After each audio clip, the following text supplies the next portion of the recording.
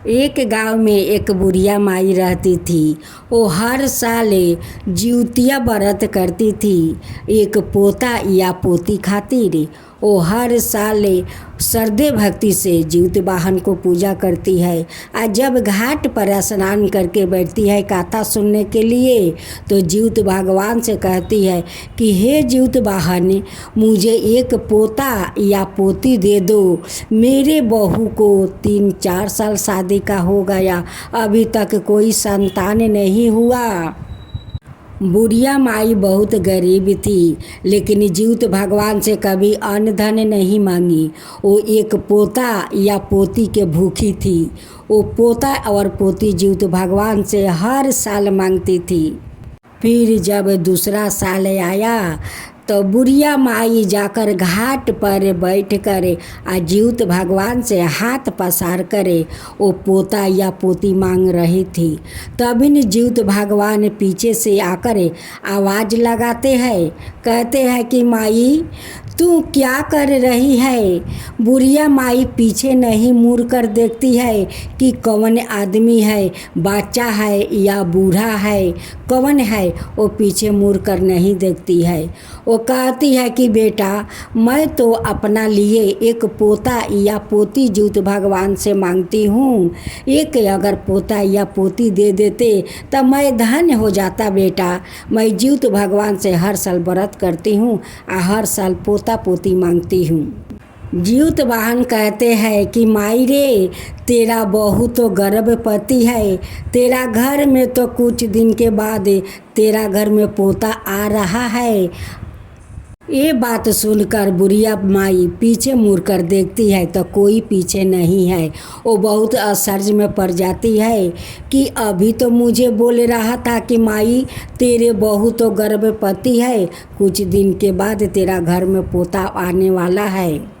जब बुढ़िया माई का पूजा समाप्त हो जाता है तो वो घर जाती है और उनकी बहू कहती है कि माँ, आज तो मुझे इमली खाने का मन कर रहा है। अब तो बुढ़िया माई का खुशी का ठिकाना नहीं है। वो जीउत भगवान को कूटी कूटी धन्यवाद देती है।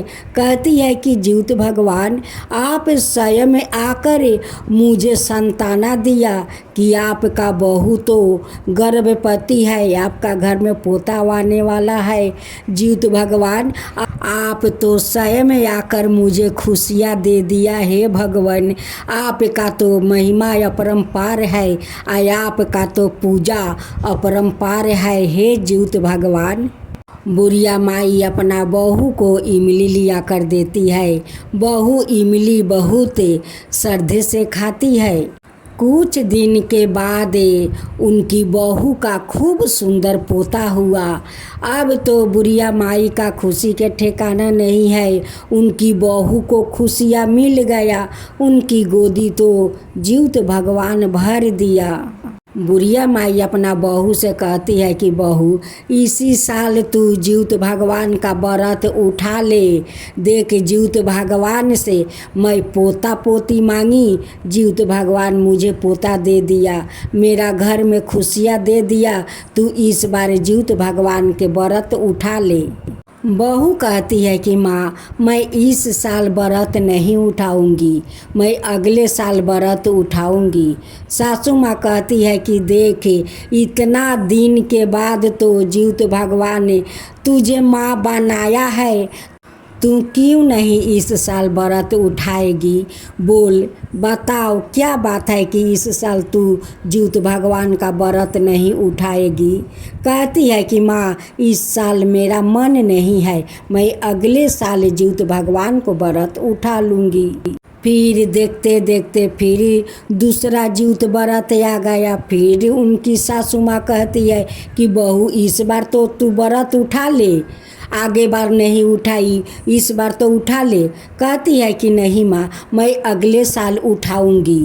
बहू का बात सुन सुन कर जीउत भगवान भी क्रोध हो गए। एक दिन उनकी बच्चे बाहर में खेल रहे थे। उसी समय जीउत भगवान एक नाग का रूप लेते हैं, आया कर उनकी बच्चा को निगल जाते हैं।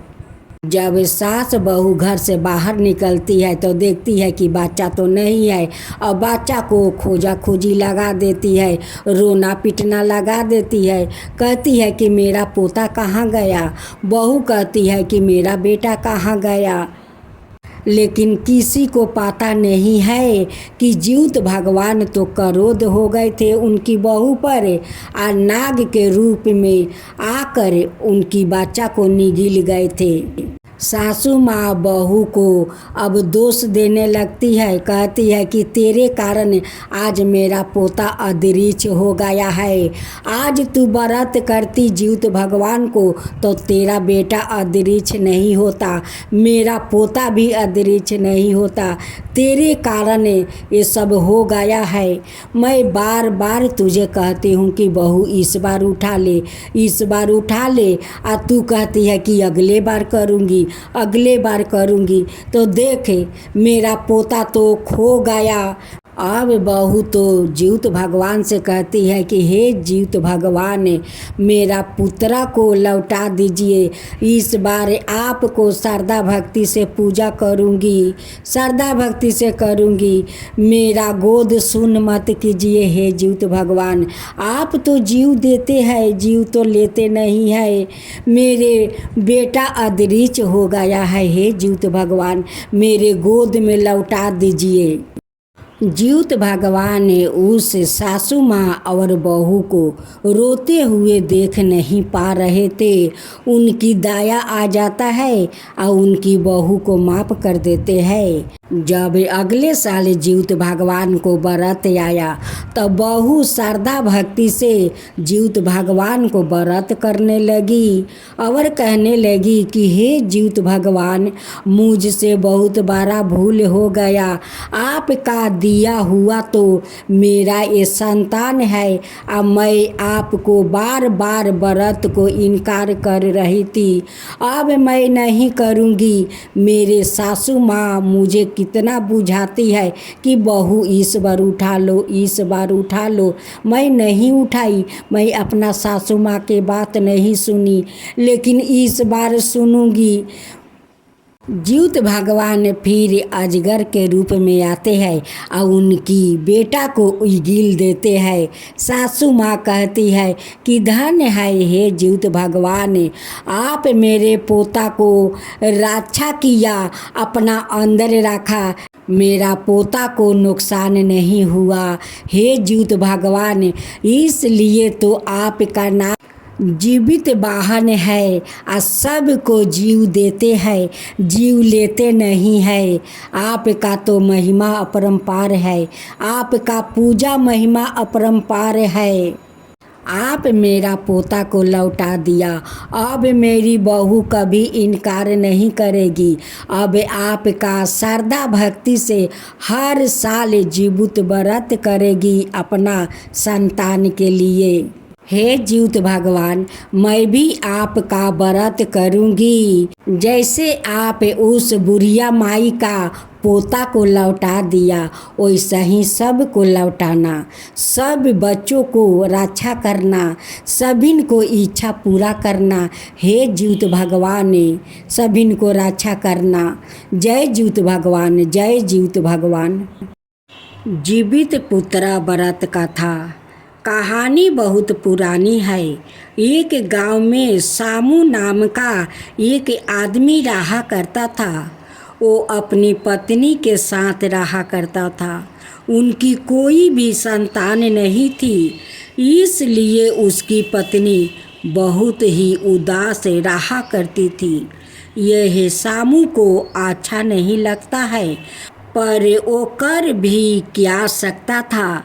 सामू एक मोम के कारखानों में काम किया करता था।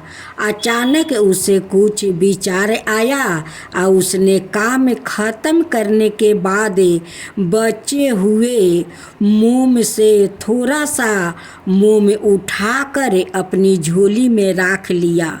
सामू ने अपने जीवन में पहली बार चोरी किया था। उसे अपनी हालत पर बहुत दया आ रही थी, क्योंकि उसके पास पैसा नहीं था। कि मोम खरीद सके और उसका मालिक खरूस था जो उसे उधार नहीं देता था। उसको महीने के अंत में इतना काम तनख्वाह मजबूरी मिलता था कि एक वक्त की रोटी भी बड़ी मुश्किल से जूट पाती थी। बड़ी मुश्किल से उसने 2 दिन मोम की चोरी की थी कि मालिक को पता चल गया। उसने अपने आदमियों से उसे बहुत पिटवाया और काम से निकाल दिया। गिरता पड़ता वो घर आया। पत्नी ने उसकी हालत देखकर रोते हुए पूछने लगी, आपकी ऐसी हालत किसने कर दिया है? सामू बोला, यह मोम चोरी करने का नतीजा है। पत्नी फिर कहने लगी, तो फिर आपने क्यों मोम चोरी की? थोड़ी देर शांत रहा। सामू यह उठा और एक पुरानी संदूक खोलकर एक मोम का पुतला निकाल लाया जिसका केवल आधा शरीर ही बना था। पत्नी जोर से बोली, यह क्या है? सामू बोला, मैं तुम्हें काल बताता हूँ। इतना कहकर यह पुतला राख कर सो गया। अगले दिन उसके पास जितने भी मोम थे उसका उपयोग कर उस पुतले का पैर बना दिया। मोम कम होने के कारण पैर बहुत ही पतला और दुबला बना। पुतले को खड़ा करते ही पुतला गिर पड़ता क्योंकि उसके शरीर के मुकाबले उसका पैर बहुत ही कमज़ोर था। सामू ने उस पुतले को रंग और पुतला देने में इंसानी बच्चे की तरह था। सामू ने उस पुतले को अपनी पत्नी को दिया और बोला, मैंने मोम इसलिए ही चोरी किया ताकि तुम्हें हंसता हुआ देख सकूं। पत्नी पुतले को अपने सीने से लगाकर रोने लगी। अगले दिन सामू बोला, मैं जा रहा हूँ विदेश पैसे कमाने। यहाँ पर रहने का कोई फ़ायदा नहीं है। जब तक मैं लौट आऊँ तब तक अपना और अपने बच्चों का ध्यान रखना। सामू बोला, एक संदूक दिखाते हुए बोला, मैंने इसमें तुम्हारे खाने के लिए गेहूँ रख दिया है। 1 ही महीने में मैं लौट आऊँगा। सामू की पत्नी बोली, मैंने सुना है कि विदेश में काली परियां रहती है। जो भी विदेश जाता है उनको काली परी जानवर बनाकर अपने पास ही कैद कर लेती है। आप विदेश नहीं जाइए। सामू बोला, मैंने साहूकार से कुछ पैसे उधार लिया है। उसे बिना विदेश जाए 1 महीने में चुकाना संभव नहीं है। सामू की पत्नी बोली, अच्छा 2 दिन ठहर के जाइए। कल से जितिया का व्रत आरंभ हो गया है। सामू बोला, ठीक है। सामू की पत्नी विधि विधान से व्रत की और उसके बाद सामू घर से निकल पड़ा। रात हुई जब सामू की पत्नी का अकेला घर में मन नहीं लग रहा था तब वो पुतले को गाना सुनाने लगी। गाना सुनाते हुए उसने महसूस किया कि पुतला अपना हाथ पैर मार रहा है और खिलखिलाकर हंस भी रहा है। पहले तो सामू की पत्नी डर गई, पर एक बच्चे को ऐसे हंसते देख उसे उठाकर गले से लगा ली। अब उस पुतले को वो हमेशा अपने साथ ही रखती है। देखते ही देखते 1 महीना बीत गया। सामू अब तक घर नहीं आया। अब साहूकार भी घर आकर धमकाने लगा और अपना पैसा मांगने लगा। अब सामू की पत्नी को उधार चुकाने के लिए साहूकार के खेत पर काम करना पड़ता। पुतला को भी साथ ले जाना पड़ता था, क्योंकि घर में अकेला उसे छोड़ना अच्छा नहीं लगता। देखते ही देखते सालों बीत गया, सामू नहीं लौटा। मोम का पुतला भी बड़ा हो गया। एक बड़ी ही दुख की बात थी कि उसका पैर बहुत ही कमज़ोर बना था, इसलिए वो बहुत जल्दी थक जाता है और गिर पड़ता है। वो मोम से बना था, इसलिए वो खाना भी नहीं खाता था और उसका शरीर मोम का ही था, पर इंसानी स्वभाव उसमें था, पर गुण मोम का था। सामू की पत्नी उसे गोद में ही खेत ले जाती है और पेड़ की छाए में बैठा देती है। पर एक दिन जब सामू की पत्नी कड़ी धूप में फसल काट रही थी, तब पुतला भी उसके साथ फसल काट रहा था। सामू की पत्नी बोली, बेटा जाकर बैठ जाओ वरना चोट लग जाएगी। पर वो माई की मदद करना चाहता था। जैसे जैसे धूप तेज हो रही थी, पुतला गल रहा था। उसे गलते देख सामू की पत्नी उसे अपने आंचल से ढाक लेती है और तुरंत घर लौट आई। सामू की पत्नी अब पुतले को धूप में बाहर नहीं जाने देती है और उसे बीगू नाम से पुकारती, ताकि वो भूल से भी उसे गर्मी तक ना जाने दे। दिन बीतते देर नहीं लगती है। देखते ही देखते पुतला 16 साल हो गया। बीगू सामू की पत्नी को माई कहकर पुकारता था। उसने उसे पूछा, माई आप अकेले क्यों रहती है? बाबूजी कहाँ है? सामू की पत्नी बोली, मुझे बोल कर गया है कि 1 महीने में वापस आ जाऊंगा, पर अब तक नहीं आया। पता नहीं किस हाल में होगा। किसी से संदेश भी नहीं भेजाया। मैंने उन्हें कहा था विदेश ना जाइए, पर उन्होंने मेरी बात नहीं सुनी। शायद काली परिया ने उन्हें जानवर बना दिया है, इसलिए वो न लौटे। पीगू बोला, माई मैं बाबूजी को लेकर आऊँगा। सामू की पत्नी हंसी और बोली, तुम कैसे जाओगे? एक तो तुम्हें पता नहीं है कि वो कहाँ है, और बाहर कितनी धूप होती है। तुम पिघल जाओगे और तुम्हें चलने में कष्ट होता है।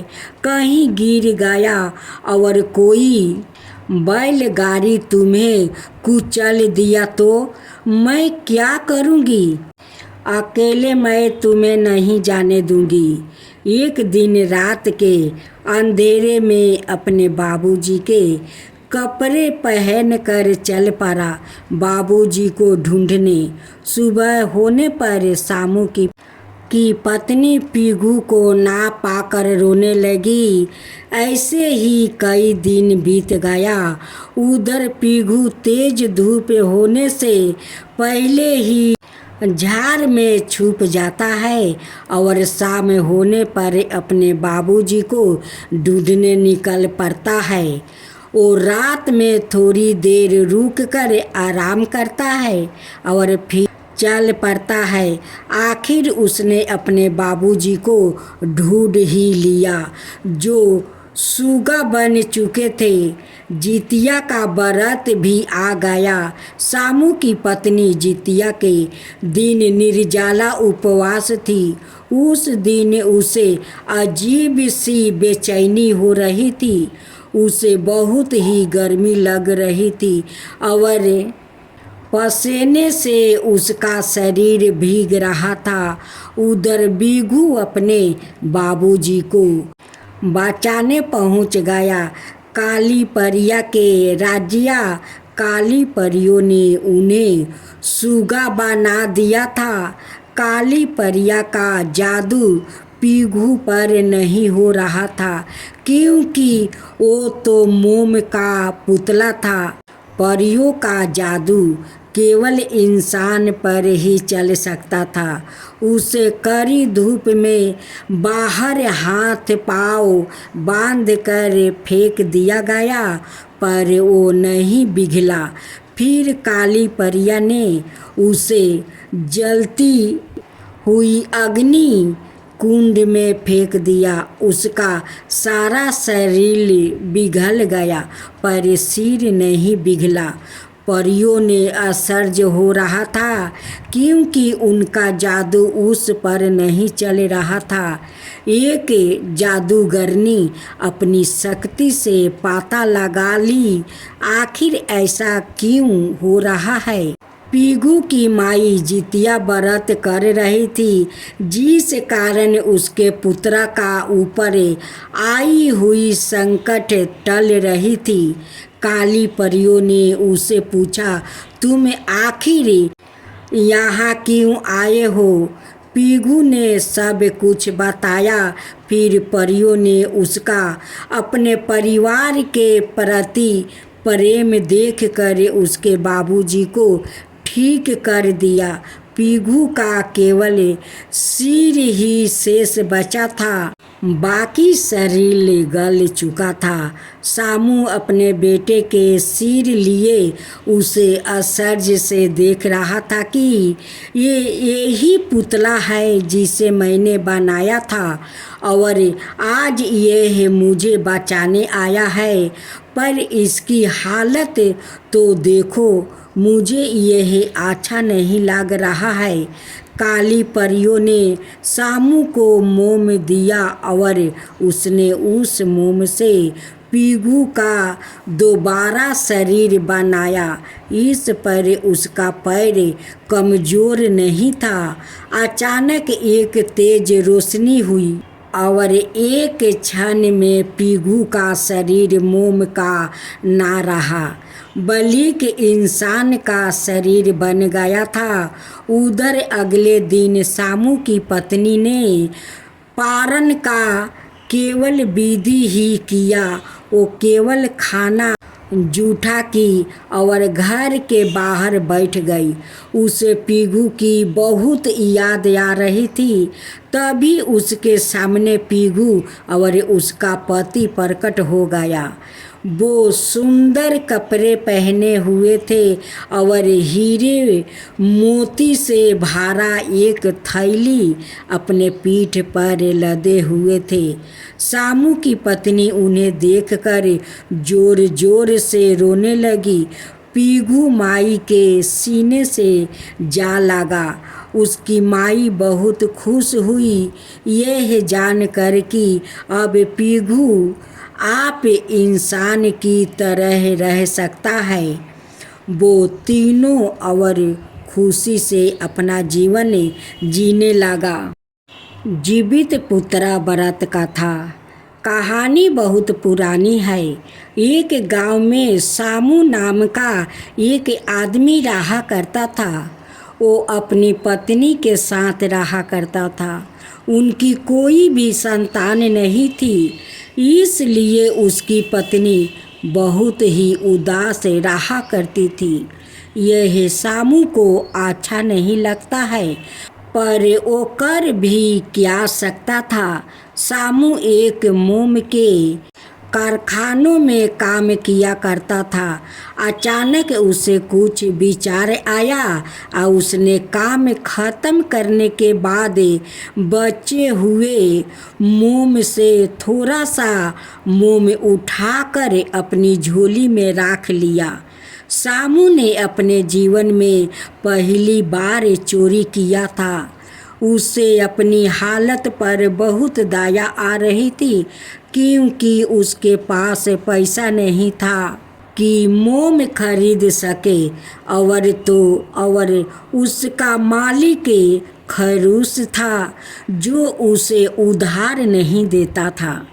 उसको महीने के अंत में इतना काम तनख्वाह मजबूरी मिलता था कि एक वक्त की रोटी भी बड़ी मुश्किल से जुट पाती थी। बड़ी मुश्किल से उसने 2 दिन मोम की चोरी की थी कि मालिक को पता चल गया।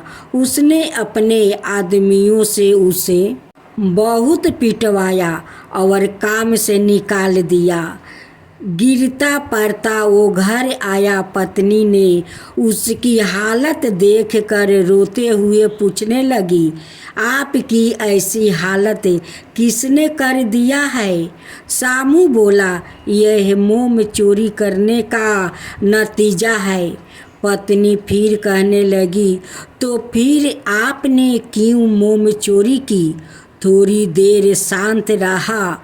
सामू यह उठा और एक पुरानी संदूक खोलकर एक मोम का पुतला निकाल लाया, जिसका केवल आधा शरीर ही बना था।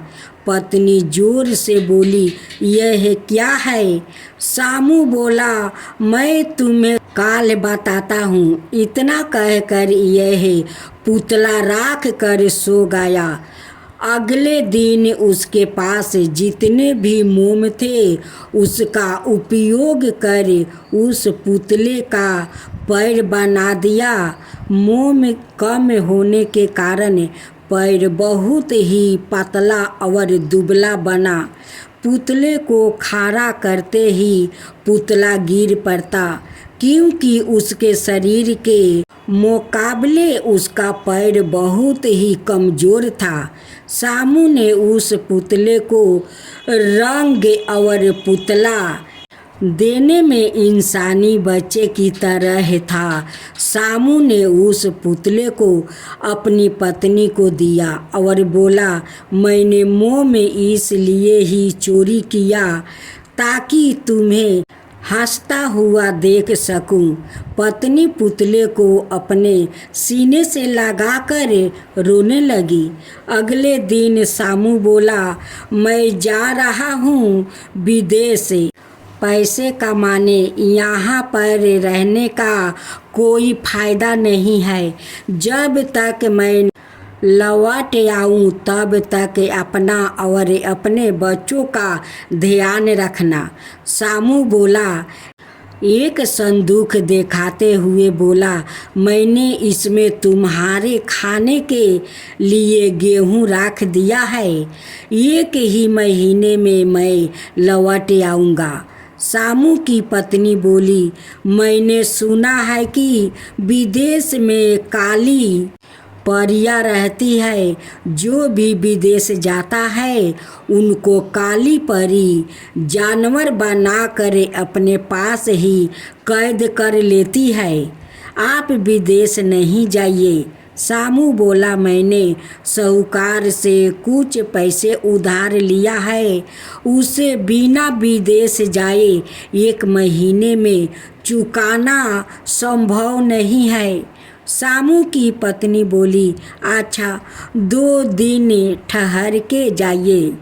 कल से जितिया का व्रत आरंभ हो गया है। सामू बोला, ठीक है।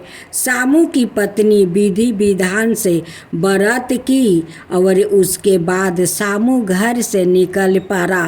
रात हुई। जब सामू की पत्नी का अकेला घर में मन नहीं लग रहा था तब वो पुतले को गाना सुनाने लगी। गाना सुनाते हुए उसने महसूस किया कि पुतला अपना हाथ पैर मार रहा है और खिलखिलाकर हंस भी रहा है। पहले तो सामू की पत्नी डर गई, पर एक बच्चे को ऐसे हंसते देख उसे उठाकर गले से लगा ली। अब उस पुतले को वो हमेशा अपने साथ ही रखती है। देखते ही देखते 1 महीना बीत गया। सामू अब तक घर नहीं आया। अब साहूकार भी घर आकर धमकाने लगा और अपना पैसा मांगने लगा। अब सामू की पत्नी को उधार चुकाने के लिए साहूकार के खेत पर काम करना पड़ता। पुतला को भी साथ ले जाना पड़ता था, क्योंकि घर में अकेला उसे छोड़ना अच्छा नहीं लगता। देखते ही देखते सालों बीत गया, सामू नहीं लौटा। मोम का पुतला भी बड़ा हो गया। एक बड़ी ही दुख की बात थी कि उसका पैर बहुत ही कमज़ोर बना था, इसलिए वो बहुत जल्दी थक जाता है और गिर पड़ता है। वो मोम से बना था, इसलिए वो खाना भी नहीं खाता था और उसका शरीर मोम का ही था, पर इंसानी स्वभाव उसमें था, पर गुण मोम का था। सामू की पत्नी उसे गोद में ही खेत ले जाती है और पेड़ की छाए में बैठा देती है। पर एक दिन जब सामू की पत्नी कड़ी धूप में फसल काट रही थी, तब पुतला भी उसके साथ फसल काट रहा था। सामू की पत्नी बोली, बेटा जाकर बैठ जाओ वरना चोट लग जाएगी। पर वो माई की मदद करना चाहता था। जैसे जैसे धूप तेज हो रही थी, पुतला गल रहा था। उसे गलते देख सामू की पत्नी उसे अपने आंचल से ढाक लेती है और तुरंत घर लौट आई। सामू की पत्नी अब पुतले को धूप में बाहर नहीं जाने देती है और उसे बीगू नाम से पुकारती, ताकि वो भूल से भी उसे गर्मी तक ना जाने दे। दिन बीतते देर नहीं लगती है। देखते ही देखते पुतला 16 साल हो गया। बीगू सामू की पत्नी को माई कहकर पुकारता था। उसने उसे पूछा, माई आप अकेले क्यों रहती है? बाबूजी कहाँ है? सामू की पत्नी बोली, मुझे बोल कर गया है कि 1 महीने में वापस आ जाऊंगा, पर अब तक नहीं आया। पता नहीं किस हाल में होगा। किसी से संदेश भी नहीं भेजाया। मैंने उन्हें कहा था विदेश ना जाइए, पर उन्होंने मेरी बात नहीं सुनी। शायद काली परिया ने उन्हें जानवर बना दिया है, इसलिए वो न लौटे। पीगू बोला, माई मैं बाबूजी को लेकर आऊँगा। सामू की पत्नी हंसी और बोली, तुम कैसे जाओगे? एक तो तुम्हें पता नहीं है कि वो कहाँ है, और बाहर कितनी धूप होती है। तुम पिघल जाओगे और तुम्हें चलने में कष्ट होता है। कहीं गिर गया और कोई बैलगाड़ी तुम्हें कुचल दिया तो मैं क्या करूँगी? अकेले मैं तुम्हें नहीं जाने दूंगी। एक दिन रात के अंधेरे में अपने बाबूजी के कपड़े पहन कर चल पड़ा बाबूजी को ढूंढने।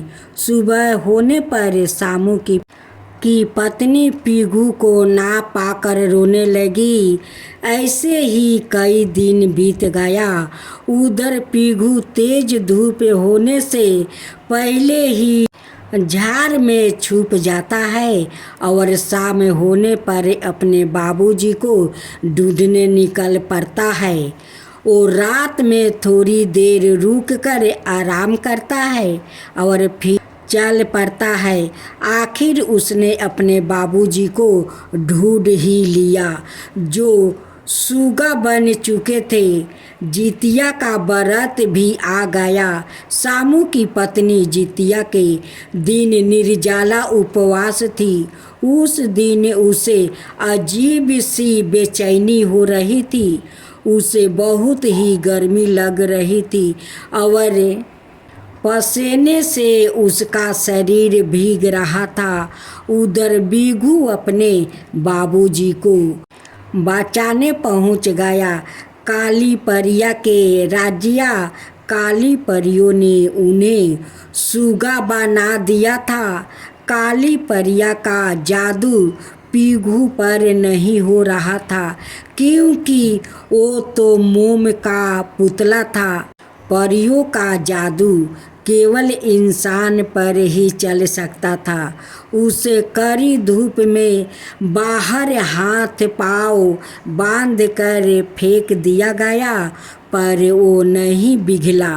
फिर काली परिया ने उसे जलती हुई अग्नि कुंड में फेंक दिया। उसका सारा शरीर पिघल गया, पर सिर नहीं पिघला।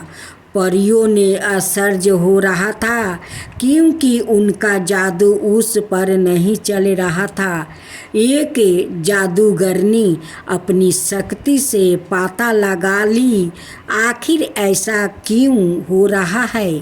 पीगू की माई जितिया व्रत कर रही थी, जिस कारण उसके पुत्रा का ऊपर आई हुई संकट टल रही थी। काली परियों ने उससे पूछा, तुम आखिर यहाँ क्यों आए हो। पीगू ने सब कुछ बताया।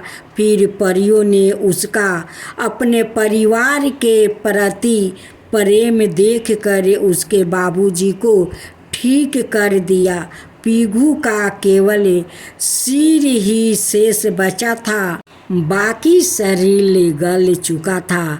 सामू अपने बेटे के सिर लिए उसे आश्चर्य से देख रहा था कि यही पुतला है जिसे मैंने बनाया था और आज यह मुझे बचाने आया है।